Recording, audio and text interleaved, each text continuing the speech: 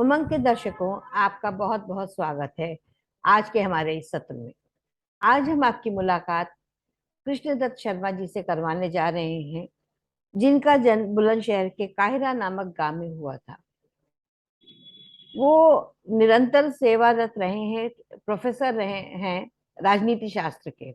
और उन्होंने Awadh college, Awadh university से जो एफिलिएटेड है प्रतापगढ़ में पोस्ट ग्रेजुएट कॉलेज, वहां वो उन्होंने शिक्षण किया है।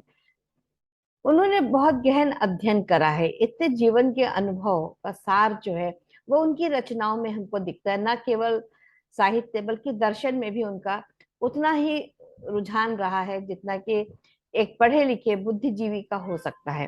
तो ज्यादा समय ना आपका लेते हुए मैं आपका, शर्मा जी, आपका अपने इस उमंग कार्यक्रम पे बहुत बहुत इस मंच पे स्वागत करती हूँ। और आप अपना परिचय स्वयं ही देकर के अपनी रचनाओं के साथ हमको जोड़े, ये हमारा आज का बहुत बहुत सौभाग्य होगा। चलिए, धन्यवाद। और आपको और आपके दर्शकों को मेरा नमस्कार। Thank you. डॉक्टर नमस्कार। के डी शर्मा। और यदि आपकी इजाजत हो तो मैं आपके दर्शकों से 1 मिनट थोड़ी सी बिल्कुल। बात करना चाहूंगा। दर्शक अब आपके हैं, वो मेरे नहीं है, ठीक वो ठीक ठीक। आपके हैं जी। आप जो कहना चाहें उनसे। देखिए, मेरा एक मत रहा है, मत क्या, जिंदगी का अनुभव रहा है कि व्यक्त है तो व्यक्ति है। व्यक्ति का कोई फेमिनिन जेंडर नहीं होता, व्यक्ति का कोई स्त्रीलिंग नहीं होता। व्यक्ति मतलब नारी पुरुष सब। व्यक्त है तो व्यक्ति है। और व्यक्ति के साथ एक खास बात यह है कि एक प्रत्यय होता है अभिज्ञान शाकुंतलम। शकुंतला का फिर ज्ञान हो जाना, भूले हुए को फिर से याद आ जाना। तो अभिव्यक्ति का मतलब है फिर अभिव्यक्ति, यानी फिर अपने को व्यक्त करना। एक बार नहीं कि एक बार व्यक्त हो गए तो हो गए, बल्कि बार बार व्यक्त करना। तो जो जितना अव्यक्त है वो उतना ही सशक्त है। व्यक्त है तो व्यक्ति है तो ये तो अभिव्यक्ति है, अभिव्यक्ति है। और अभिव्यक्ति है तो शक्ति है। बहुत खूब, बहुत सुंदर। और इसलिए मेरा सभी आपके दर्शकों से ये आग्रह है कि अपने को अभिव्यक्त करें। और आपने तो एक मंच दिया ही है, बिल्कुल। तो ये एक और सौभाग्य की बात है लोगों के लिए कि आपका मंच है और अपने को अभिव्यक्त करने का साधन भी है। वाह। लेकिन इसमें एक शर्त है, और वो शर्त है सभ्य अभिव्यक्ति। एक हिंदुस्तान में एक बड़ा पुराना संस्थान है सभा, हम्म। और कहते हैं सभा और समिति ब्रह्मा जी की दो दोहित्री थी। मैत्री। और सभा में जो अपने को अभिव्यक्त कर सकता हो उनको यहाँ कहा गया सभ्य। यानी कि जो, सभा मतलब वरिष्ठ लोगों का समूह। तो जो वरिष्ठ लोगों के समूह में अपने को अभिव्यक्त कर सकने की सामर्थ्य रखता हो, ऐसे लोग सभ्य कहलाए यहाँ। और इसके लिए जरूरी है कि आपके पास भाव भाषा को अभिव्यक्त करने की थोड़ी कला तो होनी ही चाहिए। सारे टूल्स आप जो बता रहे हैं वो होने ही चाहिए, नहीं तो हाँ। अभिव्यक्ति हो नहीं सकती है और जी। और ये एक बड़े सौभाग्य की बात है कि आपने लोगों को इतना मंच दिया हुआ है। वरना खास तौर से आज के जमाने में ये बड़ी एक विडंबना है कि सोशल मीडिया हमारे टाइम में आया, और सोशल मीडिया ने फायदा बहुत पहुंचाया लोगों को, लेकिन एक बड़ा नुकसान भी पहुंचाया हम्म। कि हर आदमी इतना ज्ञानी हो गया कि अब वो कोई किसी की सुनना ही नहीं चाहता। जो अभी और आप, सब किस, जो चीज अभी आप सभ्य समाज के लिए कह रहे थे ना, जी, अभिव्यक्ति की, तो वो चीजें सीखने की बहुत आवश्यकता है। और आप जैसे ही गुरुजन जो है वो सिखा भी सकते हैं, ये भी बहुत अरे हाँ। जरूरी है। देखिए, मुश्किल तो यही है कि अब आपने ये मौका हमें दिया तो हम आपके सामने हैं, तो हम तो हमेशा उपलब्ध हैं। बिल्कुल। और हमारा कोई, ना कोई शर्त है ना दुराग्रह है। हमेशा बिना शर्त उपलब्ध है, बिल्कुल बशर्ते किसी कोई उपयोग करना चाहे तो। बिल्कुल नहीं तो बिल्कुल। बल्कि अभी मैंने एक बात नोट की कि जहां भी जाइए, जरा सी कोई बात शुरू करिए और लोग शुरू, और ऐसे शुरू कि फिर लगता है कि इनसे ज्यादा बड़ा ज्ञानी कोई है ही है नहीं। ही नहीं। तो मुझे एक उसी समय एक प्रतिक्रिया आई दिमाग में कि जी। कौन किसकी सुन रहा है, बहुत। कौन किसकी किसकी सुन रहा सुन है। रहा है। सब सुनाने में लगे हैं, कौन परखे गिन्नियां, या सब तो भुनाने में लगे हैं। कौन किसकी सुन रहा सुन है, रहा है। सब सुनाने में लगे हैं। कौन परखे गिन्नियां, सब तो भुनाने में लगे हैं। ज्ञान इस कदर बढ़ा कि मूढ़ता की सारी सीमा मिट गई। वाह। बहुत सही। बहुत बहुत। ज्ञान इस कदर बढ़ा कि मूढ़ता की सारी सीमा मिट गई।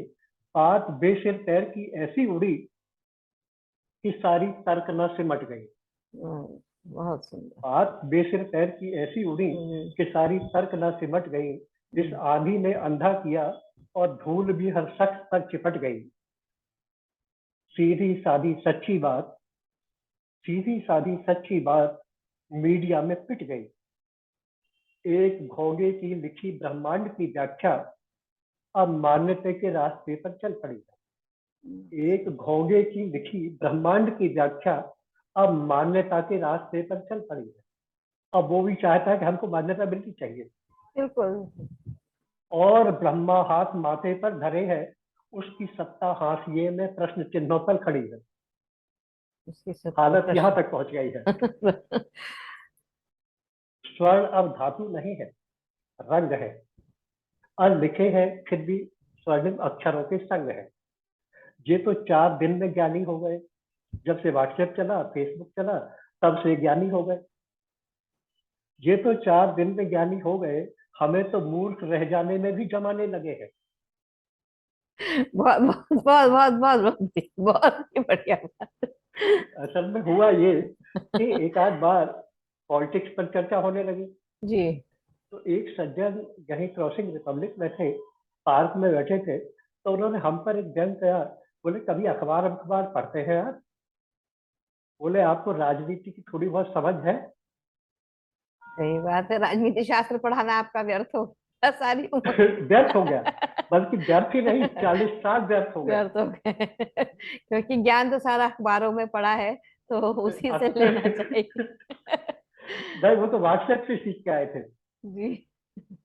तो ये तो 4 दिन में ज्ञानी हो गए जब से व्हाट्सएप चला। हम में तो मूर्ख रह जाने में भी जमाने लगे हैं। ओढ़ ली है चुप्पी हमने इस तरह कि अब होठ आपस में ही बतियाने लगे हैं। बहुत बहुत। ओढ़ ली है चुप्पी हमने इस तरह कि अब होठ आपस में।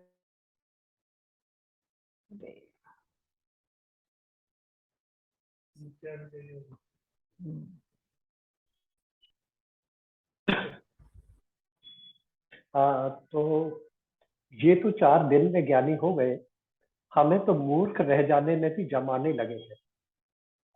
ओढ़ ली है चुप्पी हमने इस तरह कि अब होठ आपस में ही बतियाने लगे हैं। हो गए हैं बूढ़े कह के लोग कतराने लगे हैं। कुछ बोल दे तो ज्ञान देकर, कुछ बोल दे तो ज्ञान देना कह के गरियाने लगे हैं। एक हम लोग अध्यापक थे, और ये था कि आदर्श की बातें युवा वर्ग के लिए होती है। कभी विवेकानंद के डायलॉग, कभी किसी के डायलॉग युवकों को सुनाए जाते थे। जी। और अब आदर्श की बातें यदि युवकों को कह दी जाए तो कहते हैं कि लोग इनसे बात किए तो ज्ञान ही लेने लग गए। ज्ञान बघाड़ते हैं बहुत ज्यादा, उनको बहुत हाँ, परेशानी होती है, क्योंकि आपने बात सही कही है कि ज्ञान तो हाँ, इतना ज्यादा लोगों के पास आ गया है कि अपने को अज्ञानी मानने में ही हमारी भलाई है, शायद इस उम्र में। बिल्कुल। बिल्कुल सही बात कह तो रहे हैं। अब ये है कि ये भी एक तरह की गाली हो गई है कि यदि आप किसी से आदर्श की बात करिए तो वो कहता है ये तो ज्ञान ही देने लग गए। बिल्कुल। तो हो गए हैं बूढ़े कह के लोग कतराने लगे हैं। कुछ बोल दें तो ज्ञान देना कह के गरियाने लगे हैं। कौन किसकी सुन रहा है, सब सुनाने में लगे हैं। और आपने कम से कम एक ऐसा मंच दिया है तो आपको तो साधुवाद है। नहीं, मेरा मंच तो एक्चुअली हम चाहते हैं कि लोग हिंदी, स्पेशली हिंदी साहित्य और जो रचनाएं, जो आम मनुष्य जो होता है, जो उस नजरिए से चीजों को नहीं देख पाता है, जो एक कवि की नजर जी देखती है, तो वो बिल्कुल। जो एक खोज उसकी अपनी स्वयं की होती है, उसको जब वो अभिव्यक्त करता है, तो उसने लोग कितने लाभान्वित हो सकते हैं, लोग इस चीज को समझ नहीं पाते हैं। लेकिन हाँ, वही देखिए, बात है, सही है। अपना प्रयास हम कर सकते हैं कि हम किस तरह से, जो भी सुन रहा है और लोग लगे हुए हैं हिंदी माँ भारती की सेवा में, सबसे बड़ी चीज वो है। बिल्कुल। तो उसमें एक छोटा सा एक जो एक आहुति है, वो ये उमंग दे रहा है कि चलिए, लोग नहीं नहीं, अपनी बहुत बात ही कह रहे हैं जी। आपका कार्य बड़ा सराहनीय है, और इसको बराबर आगे बढ़ाते रहिए। जी, आप जैसे लोग आते रहेंगे तो इसकी चर्चा होती नहीं नहीं रहेगी। नहीं, बिल्कुल बिल्कुल। बिल्कुल जी। जी। इसमें लोग आते रहेंगे, जुड़ते रहेंगे। जी, तो अब आपकी तो दूसरी रचना सुनते हैं हम लोग। बहुत ही गूढ़ अर्थ वाली आपकी रचनाएं हैं, कि जिसको समझने के लिए वाकई में प्रबुद्ध पाठक ही चाहिए होगा। नहीं, असल में हमारी रचनाएं कवि सम्मेलन के लायक तो नहीं ही है। नहीं, हाँ, बिल्कुल। विचार गोष्ठियों के लायक हो सकती है। जी जी जी, बिल्कुल। तो एक कविता मैं आपको और सुना दे रहा हूँ। जी, स्वागत है आपका। हम लोगों के समय में, इस समय में एक नया आंदोलन प्रारंभ हुआ है। धर्म और संस्कृति पर कुछ ज्यादा ही जोर दिया जा रहा है। जी। लेकिन उसके साथ दुर्भाग्य ये है कि हम जो चीजें हैं उनको जड़ से नहीं पकड़ पा रहे हैं। हम्म। प्रतीकों पर जोर है, लेकिन उन प्रतीकों के पीछे जो शास्त्र है, जो मर्म है, जो तत्व है, जो वास्तविकता थी, वो भूल गए हैं, और भूल। उसको पुनर्जीवित करने की कोशिश भी नहीं की जा रही है। हम अतीत के प्रति बहुत ही स्वाभिमानी है। हमारे ऋषि मुनि ऐसे थे, वैसे थे। और मैं आपको बताऊं कि दिल्ली में ही आपके पास में एयरफोर्स के म्यूजियम में महर्षि भारद्वाज की एक किताब रखी हुई है, जी। यंत्र सर्वस्व, संस्कृत में है। और उसमें एंटी ग्रेविटी एरोडायनेमिक डिजाइन के बारे में विस्तार से बताया गया है। दिखाया गया। सही बात और उस पर रिसर्च हो रही है जर्मनी में। और हम केवल ये कह रहे हैं कि अरे हमारे ऋषि मुनि तो बड़े महान थे। है। अरे भाई, आपके बगल में रखा है, वैसा है। और खबर उसकी ले लो। उसको समझने की चेष्टा नहीं, असल में। तो हम लोगों की जो चर्चा है वो ये इसके प्रति है कि किस तरह से हम ज्ञान को प्राप्त करें। जो आप स्मृति चिन्हों की बात कर रहे हैं, जो ज्ञान भारद्वाज मुनि की बात कर रहे हैं, तो हम लोगों की विडंबना जो सबसे बड़ी है वो है कि संस्कृत का ज्ञान नहीं है। आजकल जो नौजवान पीढ़ी है या जो बच्चे हैं, वो फॉरेन लैंग्वेजेस में ज्यादा इंटरेस्टेड है पढ़ने में। तो जब अपनी जी, भाषा का ही ज्ञान नहीं होगा, तो आप ज्ञान कैसे अर्जित करेंगे? सबसे नहीं, बड़ी वो बात आपने है। बिल्कुल सही कहा, एकदम सही कहा। जी। देखिए, भारतीय संस्कृति और संस्कृत और संस्कार, इन तीनों चीजों को आप एक दूसरे से अलग नहीं कर सकते। बिल्कुल। और ये बदकिस्मती है कि दुनिया का सबसे बड़ा ज्ञान भंडार संस्कृत में है। संस्कृत में। ऋग्वेद से पुराना कोई भी साहित्य उपलब्ध नहीं है विश्व में, और वो संस्कृत में है। जी। तो अब ठीक है, अब क्या ठीक है, किया अब तो जाए। जो समय है, हम जितना कर सकते हैं अपने, अपना प्रयास हम करें, और अपने देश के बिल्कुल। लिए जो हम कर सकते हैं वो हम कर सकते हैं। बाकी हाँ, किसी के ऊपर हमारा कोई जोर नहीं है। नहीं नहीं, बिल्कुल बिल्कुल। तो जो हमारे बस में हो उतना तो हम कर ही सकते हैं। जी, तो आपकी हाँ कोई रचना आने वाली है प्रतीकों के ऊपर, मुझे ऐसा लग रहा है। हाँ हाँ, जी उसी को जी। मैं सुनाना चाहता था। जी, स्वागत है आपका।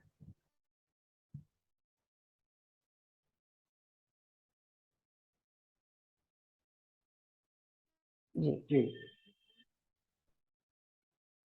मील के पत्थर खड़े हैं, और अक्षर मिट गए हैं। यानी प्रतीक तो हमारे पास है, लेकिन उनके पीछे का जो तत्व था वो नहीं दिख रहा है। मील के पत्थर खड़े हैं और अक्षर मिट गए हैं, कौन से पूछे कि अपना गांव कितनी दूर है। उनसे क्योंकि पूछ। पत्थरों पे जो लिखा रहता है उसी से तो पता चलता है कि कितना किलोमीटर बाकी है। जी बिल्कुल सही। और मील के पत्थर खड़े हैं और अक्षर मिट गए हैं, कौन से पूछे कि अपना गांव कितनी दूर है। भोर होते ही चले थे, अब दोपहरी हो चली है। अब भारत उतना नया नहीं रह गया आजादी के बाद का भी। अब तो दोपहरी हो चली है, काफी हमने प्रोग्रेस की है।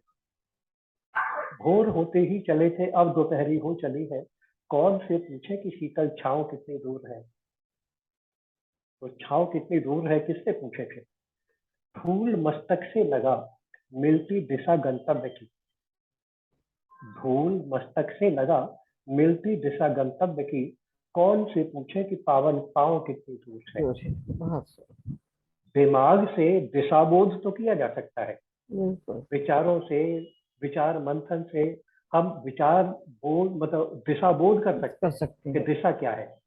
लेकिन असली चीज दिशा नहीं है, वो पाँव है जिसको चलना है। चलना है। तो धूल मस्तक से लगा, मिलती दिशा गंतव्य की, कौन से पूछे कि पावन पाँव कितनी दूर है। पहुंचे यहाँ तक धुंधली यादों के सहारे। पहुंचे यहाँ यहाँ तक तक धुंधली धुंधली यादों के यादें। सहारे, कौन से पूछे कि आगे ठाव कितनी दूर है। जी, बहुत सही। यहाँ तक तो आ गए हैं, हाँ, आगे कैसे पता लगेगा।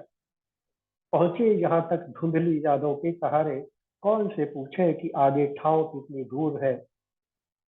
क्यों देखते हैं लोग कुछ अजीब सी निगाह से। यदि कोई इस तरह के सवाल उठाए तो कुछ अलग तरह का उस आदमी को माना जाता है। क्यों देखते हैं लोग कुछ अजीब सी निगाह से, इस सफर का कोई तो किस्सा यहाँ मशहूर है। इसका मतलब पहले से कोई बात है कि जिसकी वजह से लोग ऐसे लोगों को अजीब सी निगाह से वहां से देखते हैं। देख रहे हैं। क्यों देखते हैं लोग कुछ अजीब सी निगाह से, इस सफर का कोई तो किस्सा यहाँ मशहूर है। कर रहे हैं सब इशारे, बोलता कोई नहीं है। हम्म। कर रहे हैं सब इशारे, बोलता कोई नहीं है। कौन से पूछे कि क्यों ये मूक और मजबूर है। कौन से ये पूछे। चुप क्यों है, क्यों मजबूर, क्या मजबूरी हाँ, है क्या मजबूरी कि है। इशारे करते हैं लेकिन उस पर प्रयास नहीं कर रहा है कोई भी।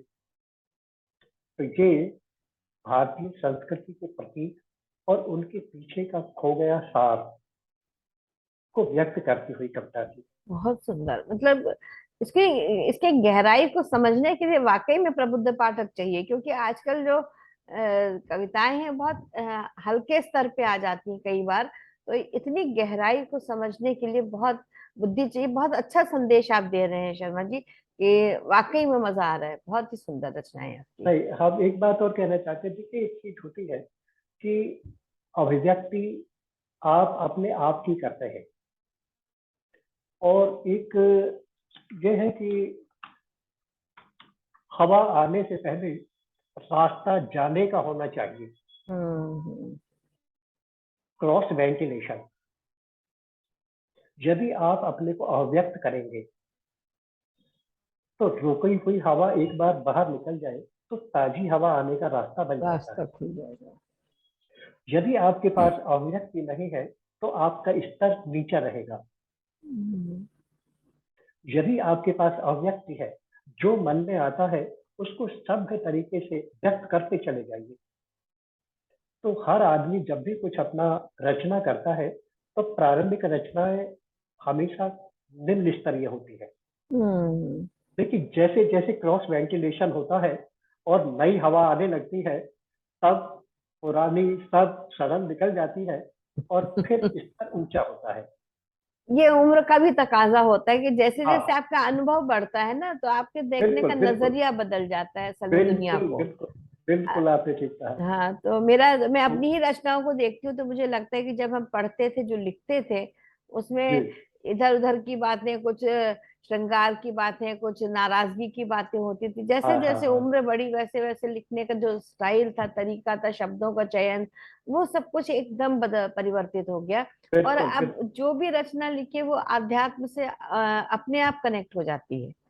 हाँ, तो उसका मेरे ख्याल से उम्र का भी तकाजा होता वो है तो कि है ना, अपना अनुवाद कविता है। हम्म।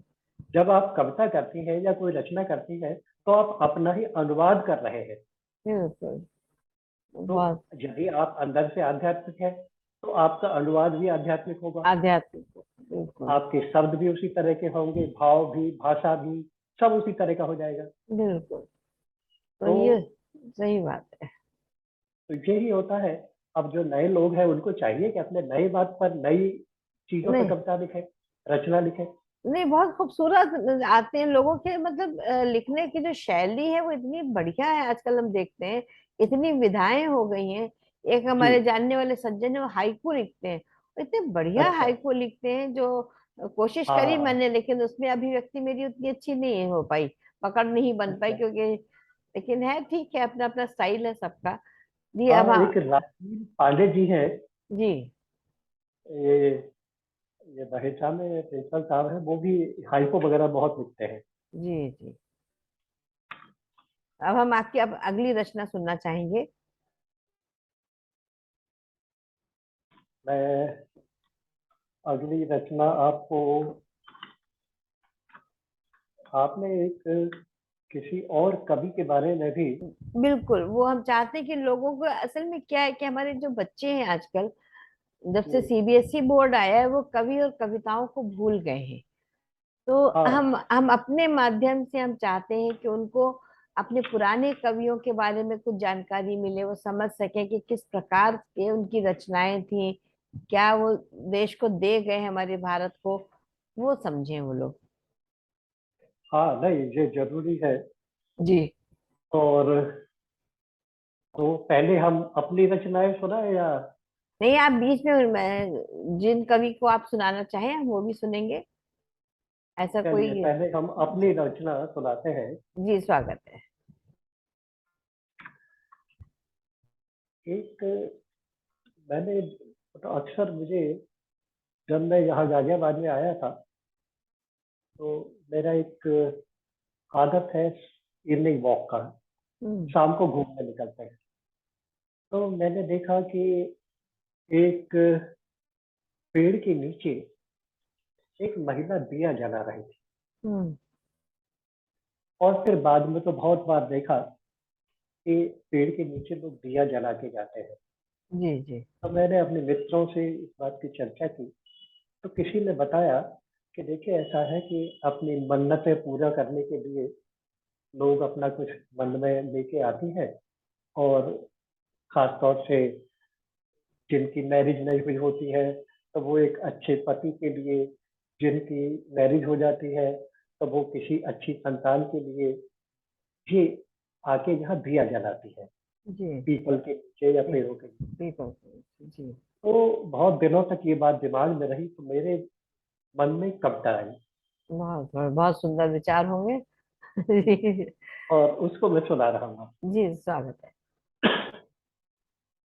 फुटपाथ के अनजान से उस पेड़ के नीचे, फुटपाथ के अनजान से उस पेड़ के नीचे किसी मायूस ने दीपक जलाया है। अरे। या यूं कहें, उम्मीद का मासूम सा एक सिलसिला चलाया है।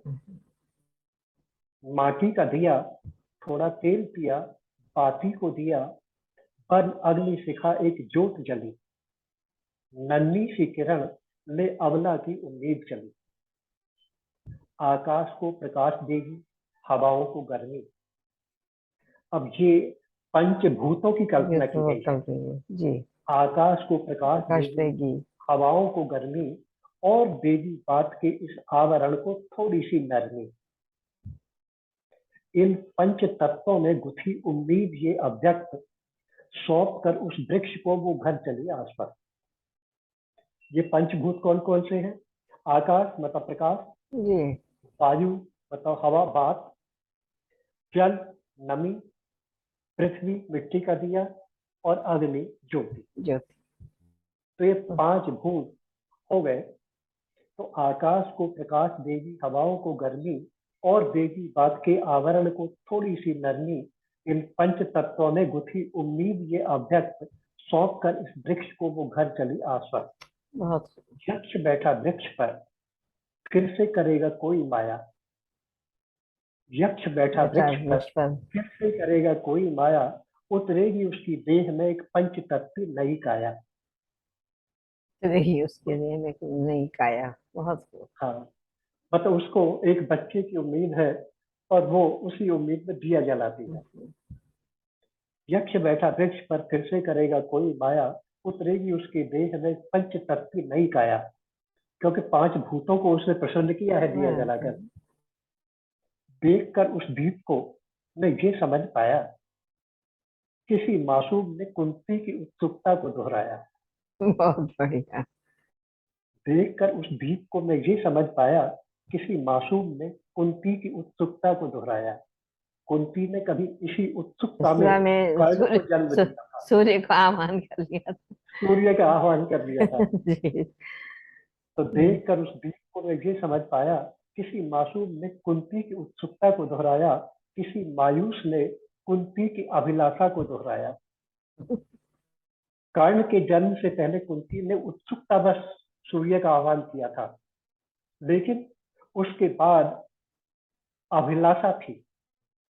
जो बाकी पांडवों का जन्म हुआ, हम्म। उत्सुकता नहीं थी, वो वो अभिलाषा अभिलाषा। थी। तो देखकर उस दीप को मैं ये समझ पाया, किसी मासूम ने कुंती की उत्सुकता को दोहराया। किसी मायूस ने कुंती की अभिलाषा को दोहराया। तो ये उस प्रसंग को, उस प्रसंग का काव्यानुवाद है। ये बहुत आपने जो ये पंचभूत की कल्पना एक दिए के साथ जो जोड़ी है, ये बहुत ही खूबसूरत है। क्योंकि मिट्टी को तो आप पृथ्वी का तत्व मान ले, ज्योति को अग्नि मान ले, जो नमी को आपने कहा हाँ, है वो बहुत ही खूबसूरत है। बहुत ही सुंदर चित्रण आपने करा है, बहुत ही सजीव चित्रण।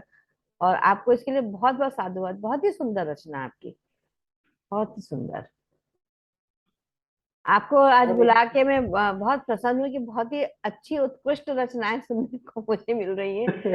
चलिए, धन्यवाद। ये हमारे लिए भी थोड़ा सा प्रोत्साहन है। क्योंकि होता यह है ना कि बहुत दिनों से बंद कमरा है, हम तो लिखते रहते हैं जी। और उसी को बस घर में ही सुना लेते हैं।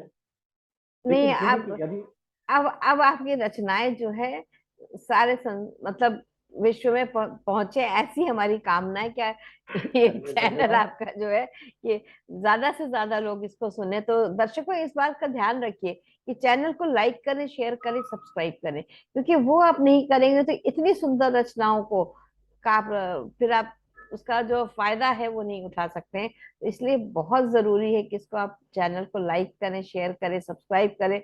और शर्मा जी जैसे निश्चित। लोग मुश्किल से मिलते हैं हमको इतनी अच्छी रचनाएं सुनाने के लिए।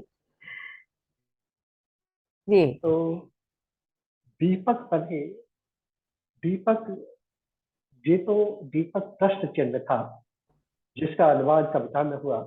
जी। दीपक, अक्सर दीपावली वगैरह पे दीपक देखते हैं, तो दीपक मुझे बहुत ही एक रहस्यमय चीज लगती है जी। कि एक छोटा सा दिया है और एकदम प्रकाशित कर देता है सब चीजों को।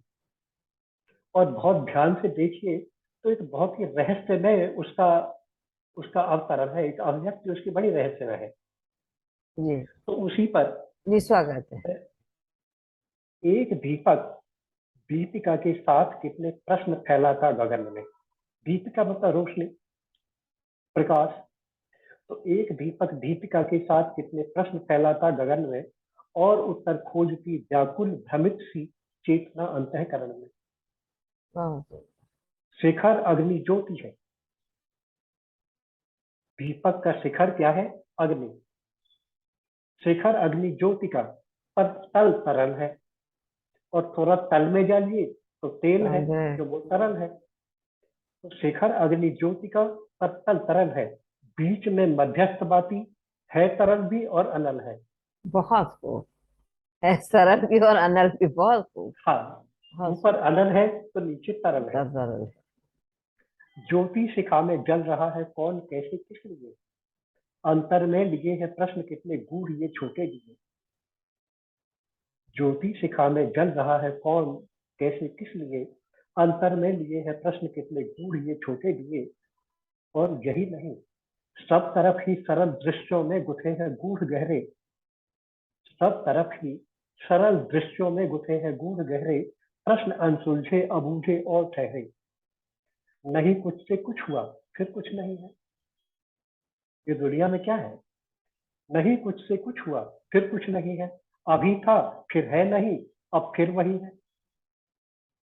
समय, श्वास, विचार के अनबूझ चेहरे। हमारी पूरी अभिव्यक्ति तीन चीजों से है, समय से, श्वास से और विचार से। अच्छा। हम सोचते हैं तो हमें लगता है कि हम हैं, सांस लेते हैं तो हमें लगता है हम वह जिंदा हैं। जीवित है। हम्म, और समय बीतता रहता है, उससे हमें अपनी कंटिन्यूटी पता लगती है। तो समय, श्वास, विचार के अनबूझ चेहरे एक हो सब बन गए जीवन घरे। तीनों मिलकर हमारा जीवन बन गया। समय, श्वास, विचार के अनबूझ चेहरे एक हो सब बन गए जीवन घनेरे। आगे आए कहाँ से, किस लिए, हम कौन हैं। आए कहाँ से, किस लिए, हम कौन है। अनजान बोले जा रहे पर बुद्ध सारे मौन है। बहुत सुंदर। जिनको कुछ नहीं मालूम है वो तो बोले वो जा रहे हैं, और जो बुद्ध है वो सब चुप है। बुद्ध ने भी 14 प्रश्न मना किए हुए थे कि इन पर कोई बात नहीं होगी, तो उन पर ये भी था। तो अनजान बोले जा रहे पर बुद्ध सारे मौन है। अपना पता जब खुद को ही अनजान हो, हम हैं प्रवासी या निवासी इसका कैसे भान हो। अपना पता जब खुद को ही अनजान हो, हम हैं प्रवासी या निवासी इसका कैसे भान हो। शब्द शोर है, रहस्य मौन है। शब्द शोर है, रहस्य मौन है। क्या पता कि किसके पीछे कौन है। बहुत मौन से है शब्द या फिर शब्द से है मौन आया। मौन से है शब्द शब्द। या फिर शब्द से है मौन आया। कौन जाने, कौन पहचाने कि किसका कौन जाया। कौन जाने, कौन पहचाने कि किसका कौन जाया। सो गया मैं खो गया जब, सो गया गया। मैं खो गया जब। गया। जाग ने जग रच दिया फिर, और जैसे ही जगे फिर दुनियादारी। सो गया मैं खो गया जग, जाग ने जग रच दिया फिर। मैं चला तो सब चला, मैं रुक गया सब कुछ हुआ फिर। मैं रुका तो सब स्थिर हो गया। सो गया मैं खो गया जग, जाग ने जग रच दिया फिर। मैं चला तो सब चला, मैं रुक गया सब कुछ हुआ फिर। सर्ग है, निसर्ग है, फिर लय प्रलय विसर्ग है। सृष्टि है, फिर प्रकृति है, फिर सब हलता फूलता है, और अंत में फिर लय प्रलय मैं विसर्ग। अपने सब सब सब खत्म हो जाता है। सब छिन्न भिन्न विच्छिन्न है, फिर भी सघन संसर्ग है। फिर भी सब कुछ जुड़ा हुआ लगता है। प्रातः आए तपे तापे, सांझ फिर सब बह गए।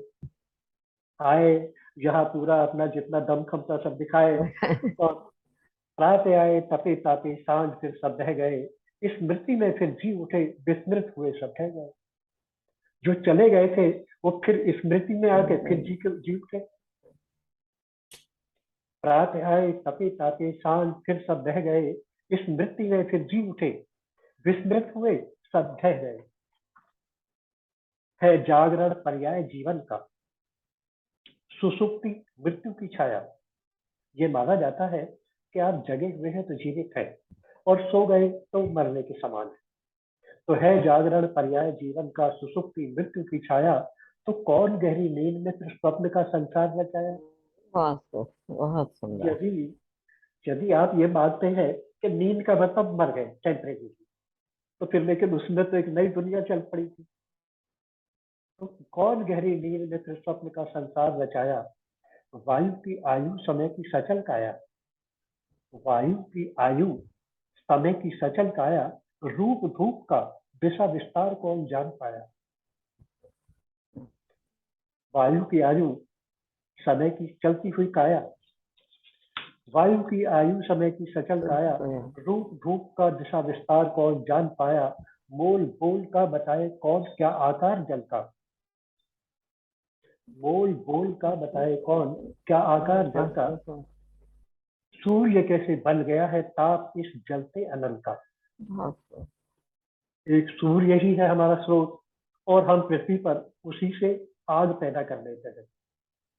तो सूर्य कैसे बन गया है ताप इस जलते अनल का, कौन है किसने रचे यह प्रश्न सारे, कौन है किसने रचे यह प्रश्न सारे, सूझता न कोई उत्तर सभी हारे, सूझता न कोई उत्तर सभी हारे, खोज बहुतों ने लिए है सिद्धि और सिद्धांत बहुत तेरे, अभी तक बन सका है कोई भी अंतिम नहीं ब्रह्मांड में तेरे। बहुत सिद्धांत खोजे गए लेकिन फिर खोजे जा रहे हैं अंतिम कुछ नहीं। अंतिम कुछ नहीं। ज्ञान की सीमाएं हैं, अज्ञान असीम है। ज्ञान की सीमा। तो ये दीपक पर एक दूसरे चर्चा। लेकिन आपकी सोच कितनी गहरी है, आप कमरे में बैठ के कितना सोचते हैं। हमें भी एक बुद्ध मिल गए, मुझे ऐसा लग रहा है जिन्होंने मौन रह करके बहुत ही साधना करी है। तो बहुत ही मतलब कमाल की चीज आपने लिखी है। ये तो सारा ब्रह्मांड उसमें आ गया और उसका देखने का नजरिया कितना डिफरेंट है। मैं ये देख रही हूँ क्योंकि प्रकृति पे मैं भी बहुत लिखती हूँ, बहुत सोचती हूँ उसके बारे में। लेकिन जो पकड़ आज आपने मतलब दिखाई है उसके आगे तो हम सच में नतमस्तक हैं। ये अरे बहुत नहीं, ऐसा कुछ बहुत नहीं। बहुत ही सुंदर रचना आपकी, बहुत ही सुंदर। इसके लिए तो बहुत बहुत धन्यवाद आपका कि आपने इतनी अच्छी रचना पढ़ी है कि उसको मैं कुछ शब्दों में उसको कोई तारीफ नहीं करी जा सकती, जो दिल को छू गई है कहीं जाके। बहुत ही खूबसूरत। चलिए, ये आपकी दर्शकों तक कुछ पहुंचे तो नहीं बिल्कुल। बहुत अच्छा है। नहीं, बहुत ही खूबसूरत और है जी। तो अब मैं आपको अपने एक मनपसंद कवि के बारे में जी थोड़ा सा कुछ बताऊं। बिल्कुल स्वागत। देखिए, मैंने आपके परिचय में भी बताया था कि हम लोग गांव में रहे और ये 1950s का डिकेड था और उस समय नई नई आज़ादी मिली थी और काफी हालत खराब थी देश की भी, जी। क्योंकि 1950s में देश की हालत तो खराब थी ही, हम्म। क्योंकि 47 में भारत आजाद हुआ। फादर का रुझान कुछ स्वतंत्रता आंदोलनों में था और वो जेल भी गए इस संबंध में। तो उस जमाने में हमारे घर में किताब रखी हुई थी, उसका नाम था भारत भारती। भारत भारत। और कुछ दिनों बाद जब थोड़ा और बड़े हुए, पढ़ने लिखने लगे, तो मेरे ख्याल से 8वीं क्लास में थे, तब हमें ये पता लगा कि ये वो किताब है जो अंग्रेजों ने बैन कर दी थी। इस किताब पर ये बैन किया हुआ था और आज़ादी के बाद ये किताब फिर से मार्केट में आई है। जी। तब थोड़ी उत्सुकता जगी, क्या है ये, ऐसा ऐसा इसमें क्या लिखा है कि हाँ क्या लिखा है कि अंग्रेजों को डर लगा बैन कर दिया। जी। तो फिर हमने उसको मेरे ख्याल से कई बार पढ़ा होगा और वो किताब आज तक मेरे पास है, भारत भारती। तो बाद में पता लगा कि मैथिली स्वर्णगुप्त की है। तो बाद में तो मैथिली स्वर्णगुप्त की काफी रचनाएं बहुत अच्छा। कोर्स में भी थे जी जी। और सभी लोगों ने पढ़ी है। और उनकी एक किताब, वो रचना तो बड़ी प्रसिद्ध रही, न हो न निराश करो मन को, उनको कुछ कुछ काम काम कर करो लो, कुछ कुछ काम काम करो, करो, हाँ, जग में रहकर कुछ नाम कुछ करो। नाम करो। जी जी। ये कविता तो सभी लोगों ने सुनी है। हम्म। तो भारत भारती में 3 खंड है मुख्य रूप से, जी। उसका भूतखंड, वर्तमान खंड और भविष्य खंड। अच्छा। और उसमें ऐसी ऐसी बातें लिखी गई जो कि भारतीयों को थोड़ा सा एक जोश दिलाने वाली थी, उनको अपनी पुराना वैभव याद और दिलाने की चेष्टा करी है। याद दिलाने की कोशिश की गई थी। और आगे उनको ललकारा भी था कि तुम कुछ करो। तो इससे अंग्रेज थोड़ा डरे, हम्म। क्योंकि 1886 में इनका जन्म हुआ था और 1857 में यह क्रांति हुई थी। और 1857 की क्रांति के बाद अंग्रेज बहुत चौकन्ने थे। कोई भी ऐसी चीज जो हिंदुस्तानियों को भड़काती हो या उनको उनके वैभव की याद दिलाती हो, वो सब बैन। तो ये मेरे ख्याल से 1914 में प्रकाशित हुई थी भारत भारती। और खास बात यह कि उस समय गांधी जी का भारतीय राजनीति में प्रवेश नहीं हुआ था। गांधी जी आए 1916 में। उससे पहले ही इन्होंने भारत भारती लिखी हुई थी, बल्कि प्रकाशित हो गई थी और बैन हो गई थी। तो उसी के कुछ ग्रामीण प्रसंग मैं आपको सुनाना चाहूंगा। और खास तौर से कि उस समय गांव की क्या हालत थी, भारत कहाँ था। हालांकि किताब के पहले ही पृष्ठ पर है, हम कौन थे, क्या हो गए और क्या होंगे अभी, आओ आज मिलकर विचारें ये समस्याएं सभी। बहुत सुंदर। और उन्होंने जब किसानों की बात की तो वो अंग्रेजों के समय से शुरू किया। जी। और उसमें औरंगजेब के जमाने का बताया कि उस समय 1 रुपए का 8 मन चावल आता था, औरंगजेब के जमाने में। और 1950 आते आते 8 शेर भी नहीं रहा। तो ये भारतीय किसानों की और कृषि की दुर्दशा अंग्रेजों ने की। तो उसी के कुछ मैं आपको सुना दे रहा हूँ। जी जी जी, स्वागत। था एक ऐसा भी समय, पड़ता अकाल में था यहाँ। था एक ऐसा भी समय, पड़ता अकाल में था यहाँ। हाँ ये ना हो वर्षा, जलाशय थे यथेष्ट जहाँ तहाँ। वर्षा हो या ना हो, जलाशय थे यथेष्ट जहाँ तहाँ। भारत पढ़ो, देवर्ष ने है क्या कहा युधिष्ठिर से। भारत पढ़ो देवर्ष ने है क्या युधिष्ठिर से कहा। कृषि कार्य वर्षा की अपेक्षा के बिना तो हो रहा। भारत पढ़ो मतलब महाभारत पढ़ो। महाभारत में प्रसंग है कि जब देव ऋषि नारद युधिष्ठिर से मिले तो उन्होंने युधिष्ठिर से क्या पूछा कि क्या तुम्हारे किसान खेती के लिए बरसात पर तो निर्भर नहीं है। क्या बिना बरसात के तुम्हारे यहाँ पर्याप्त खेती हो रही है कि नहीं। तो ये उन्होंने पूछा था। तो इसको उन्होंने कोट किया है कि भारत पढ़ो देवर्ष ने है क्या युधिष्ठिर से कहा। कृषि कार्य बरसाती कृषि कार्य बरसाती वर्षा की अपेक्षा के बिना तो हो रहा। अब बरसात की अपेक्षा के बिना कृषि कार्य चल रहा है ना ठीक ठाक। यानी बरसात पर बिल्कुल निर्भर नहीं थे। ये हालत भारत की थी।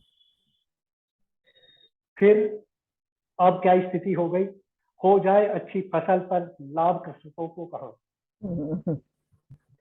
खाते खवाई बीज ऋण से है रंगे रखे यहाँ। आता महाजन के यहाँ वह अन्न सारा अंत में। अधपेट रहकर फिर उन्हें है काटना हेमंत में। बीता नहीं बहुकाल जब औरंगजेबी को अभी। बीता नहीं बहुकाल उस औरंगजेबी को अभी। करके स्मरण जिसका कि हिंदू कांप उठते हैं सभी। उस दुष्समय का चावलों का 8 मन का भाव है। उस दुष्समय का चावलों का 8 मन का भाव है। पर 8 शेर नहीं रहा, अब क्या अपूर्व अभाव है। ये हालत हो गई हम लोगों की। और किसान की क्या हालत है। 3 ऋतुओं का लिया है। बरसात का, वो गर्मी का। बरसा रहा है रवि अनल भूतल तवासा जल रहा। बरसा रहा है रवि अनल भूतल तवासा जल रहा है। चल रहा सन सन पवन तन से पसीना ढल रहा। बरसा रहा है रवि अनल भूतल तवासा जल रहा है। चल रहा सन सन पवन तन से पसीना ढल रहा। देखो कृषक शोणित सुखाकर हल तथापि चला रहे। किस लोभ से इस आंच में वे निज शरीर जला रहे। मध्याह्न में उनकी स्त्रियां ले रोटियां पहुंची वहीं। है रोटियां रूखी, खबर है साथ की उनको नहीं। संतोष से खाकर उन्हें वे काम में फिर लग गए, भरपेट भोजन पा गए तो भाग्य मानो जग गए। अब उन कृषक बंधुओं की दिशा पर नित्य रोती है दया, उन कृषक बंधुओं की दशा पर नित्य रोती है दया। हिमताप सृष्टि सहिष्णु जिनका रंग काला पड़ गया, नारी सुलभ सुकुमारता उनमें नहीं है नाम को। वे कर्क सांगी क्यों ना हो, देखो ना उनके काम को। गोबर उठाती, थापती है, भोगती आयास वे, कृषि काटती, लेती परोहे, खोदती है घास वे। गृह कार्य जितने और है, करती वही संपन्न है, तो भी कदाचित ही कभी भरपेट पाती अन्न है। वे कर्क सांगी क्यों न हो, देखो ना उनके काम को। जो ये काम करेगा वो सुकुमार तो नहीं हो सकता ना। कुछ रात रहते जाग कर चक्की चलाने बैठती, हम सच कहेंगे उस समय भी गीत गाने बैठती। पर क्या कहें, उस गीत से वो क्या लाभ पाने बैठती। वो सुख भुलाने बैठती या दुख भुलाने बैठती। हम्म। वो दुख भुलाती है या सुख भुलाती है। और ये मुझे इतना अपीलिंग इसलिए लगता है कि मैंने अपने बचपन में ये सब देखा है। देखा है। अब बरसात है, घनघोर वर्षा हो रही है, घनघोर वर्षा हो रही है, गगन गर्जन कर रहा, घर से निकलने को कड़क कर वज्र वर्जन कर रहा। तो भी कृषक मैदान में, तो भी कृषक मैदान में करते निरंतर काम है। किस लोभ से वो आज भी लेते नहीं विश्राम। बाहर निकलना मौत है, जाड़ा सर्दी, बाहर निकलना मौत है, आधी अंधेरी रात है, आज शीत कैसा पड़ रहा है, थरथराता गात है। तो भी कृषक ईंधन जलाकर खेत पर है जागते। यह लाभ कैसा है न जिसका लोभ अब भी त्यागते। यह अन्न तो लेंगे विदेशी, लाभ क्या उनको कहो, मिलता उन्हें जो अर्ध भोजन, बिन उसमें भी ना हो।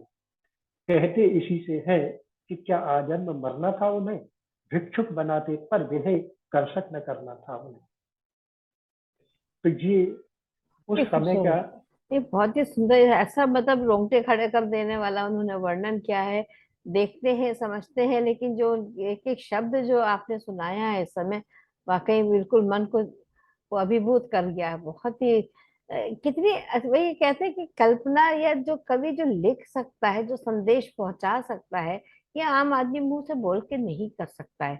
तो ये बहुत बड़ी एक जिम्मेदारी है कवियों की कि बिल्कुल।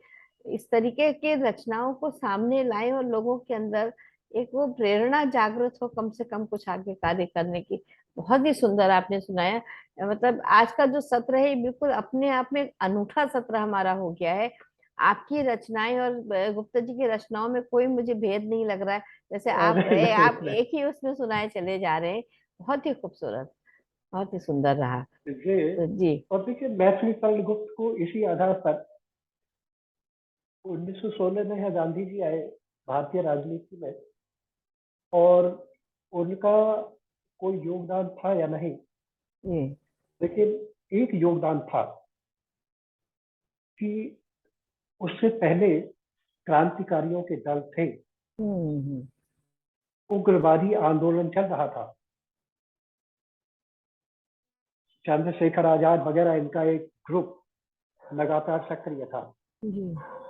लेकिन वो एक वर्ग था, उससे सामान्य जनता नहीं जुड़ी हुई थी। गांधी ने सामान्य जनता को आंदोलन से जोड़ा। और उस जमाने का एक भी नेता ऐसा नहीं है जो गांधी जी के प्रभाव की वजह से न आया हो। हम्म।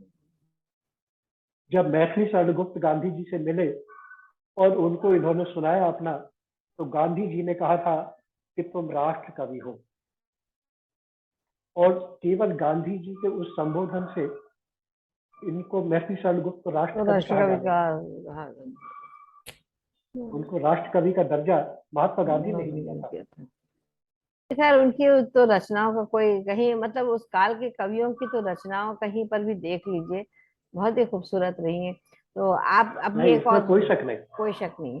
आप क्या एक अपनी और छोटी रचना सुनाएंगे, फिर हम अपने इस कार्यक्रम का अंत करेंगे। यदि आप है। सुनाना चाहें तो हम आपको। चलिए एक कविता हम और सुना देते हैं। जी जी, स्वागत है। एक थोड़ा नई से प्रयोग है। जी, अब इस प्रयोग का नाम क्या किया जाए ये तो मुझे भी पता नहीं है। कोई बात लेकिन नहीं। इसमें क्या है कि जी। नए तुकबंदी बाद में नहीं है, हम्म। तुकबंदी प्रारंभ में है। जो जी। नए है, लयबद्धता प्रारंभ में है हम्म। और अंत में नहीं है। जनरली अंत में होती है। जी जी जी। जा रहा सुनसान से इस रास्ते पर, जा रहा सुनसान से इस रास्ते पर, गा रहा है कोई पीछे झुर्म टोके। जा रहा सुनसान से इस रास्ते पर, गा रहा है कोई पीछे झुर्म टोके। जा रहा है कहाँ, किसके पास, या फिर बुला रहा कहीं कोई। जा रहा है कहाँ किसके पास, या फिर बुला रहा कहीं कोई, या आ रहा है नया अनजान सा ही। जा रहा है कहाँ किसके पास, या फिर बुला रहा कहीं कोई, या आ रहा है नया अनजान राही। कौन है तू बता मुझे, या पूछ मुझसे। कौन है तू बता मुझे, या पूछ मुझसे। कौन हूं मैं, जो राह चलते टोकता यूं। कौन क्यों कैसे जरूरी जानना तुझको नहीं क्या। कौन क्यों कैसे जरूरी जानना तुझको नहीं क्या। मौन गहरे में बसी अनजान सी उस चेतना को जान तो, क्या है वह वो कौन है। जान तो क्या है वह वो कौन है। पहचान तो आधार तेरा है वही क्या। पहचान तो आधार तेरा है वही क्या। झलक देती है गहन एकांत पाकर, झलक देती है गहन एकांत पाकर। फलक पर ये खोज का संकीर्तन सब व्यर्थ जाता। फलक पर मतलब सतह पर। हेलो। झलक देती है गहन एकांत पाकर, फलक पर ये खोज का संकीर्तन सब व्यर्थ जाता। तन के मन की मूक वाणी, तन मतलब इस शरीर का एक मन है जिसकी वाणी बाहर सुनाई नहीं पड़ती लेकिन अंदर सुनाई पड़ती है। तन के मन की मूक वाणी, अरे प्राणी, मन के तन में है समाई। मन का भी एक शरीर होता है। मन के तन में समाई, बहुत सुंदर। शरीर का एक मन होता है लेकिन मन का भी एक हम्म। शरीर होता है। तो तन के मन की मूक वाणी, अरे प्राणी, मन के तन में है समाई, सुन उसे। रास्ता सुनसान सा है रास्ता उस, रास्ता सुनसान सा है रास्ता उसका, वास्ता उसका यही बस, बैठ तो एकांत पकड़ एक पल। वास्ता उसका यही बस, बैठ तो एकांत पाकर एक पल। तो वो सुनाई पड़ेगा। बहुत तो सुंदर। ये बहुत खूबसूरत, मतलब मुझे ऐसा लगा जैसे कोई रूपक अलंकार आप उसको उस तरीके से प्रस्तुत कर रहे हैं, क्योंकि अब तो अलंकारों से बहुत दूर हैं हम। लेकिन अचानक से ऐसा मन को आभास हुआ। तो आपका बहुत बहुत धन्यवाद। आपने बहुत ही सुंदर रचनाएं आज हमको सुनाई हैं, और ये पाठकों दर्शकों आपके लिए बहुत जरूरी कि आप इसको समझें, इसकी गहनता को समझें कि किस मन से लिखी गई हैं, और कितना उनके पास ज्ञान है। जो मौन रह करके वो स्वयं बुद्ध बने हुए हैं, बोलते नहीं हैं, लेकिन क्या लिखा है आपने। तो आपका बहुत बहुत धन्यवाद हमारे आज इस कार्यक्रम में जुड़ने के चलिए लिए। बहुत बहुत और आप भी इस चैनल धन्यवाद। को लाइक करें, शेयर करें अपने मित्रों के साथ। जो भी मित्र बिल्कुल आपके बिल्कुल। हैं सब्सक्राइब करें, कोई बात नहीं है, हम अपना काम करेंगे, हम भेजेंगे। कौन कितना हाँ समझता है सुनता है जी उस जी, पर हमारा कोई अधिकार नहीं है, लेकिन हम इतना तो कर ही सकते हैं। तो दर्शकों, बिल्कुल। हम आपसे आज विदा लेते हैं, और फिर एक नई शख्सियत के साथ हम आपसे जुड़ेंगे। तब तक के लिए शुभ रात्रि। धन्यवाद, नमस्कार।